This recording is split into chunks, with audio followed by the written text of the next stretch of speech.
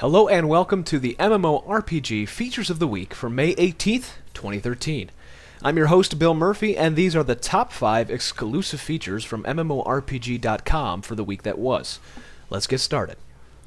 Leading things off, I'm going to tout my own editorial this week. The beta is a lie speaks to the current and rising trend of publishers launching games in the open beta phase, taking your money, and then being ballsy enough to say, no, it's not launched, it's beta. Please hand over your credit card while you're at it.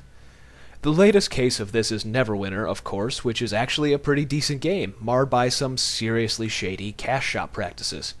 Anyway, head over to MMORPG.com, click on the Columns tab, and look for my cartoon face to read the full thing, linked below. Also this week, we've put together a list of 7 of the best MMOs in 2013 so far. It's a combination of new and old titles with a focus on games that have done a lot to make this year and their games stand out from the pack. See what games we picked, and be sure to add your own in the comments over on the list at MMORPG.com. Bear in mind, it's not the definitive list, it's just an opinion of the staff, so relax, take a deep breath before calling for my death. Carbine Studios' WildStar was all over the website last week with a big release about the current state of their beta program development and live interviews galore. We preview just what's going on in the closed beta as the game ramps up towards launch.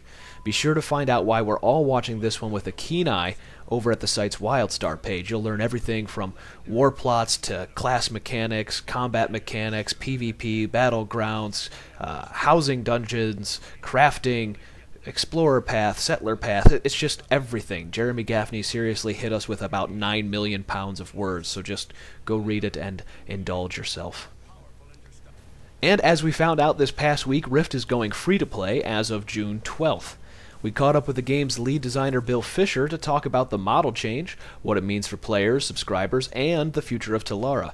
You will not want to miss it, so head on over to MMORPG.com for all the details, and be sure to also read Victor Barrero Jr.'s Devil's Advocate on why the revenue model shift is a great thing for everybody.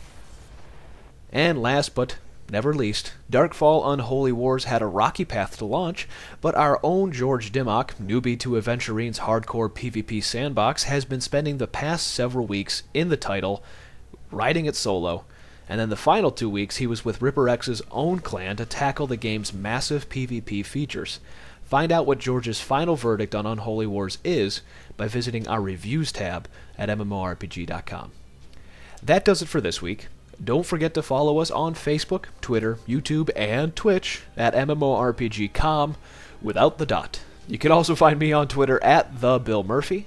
Thanks for watching, and of course, we'll see you next week.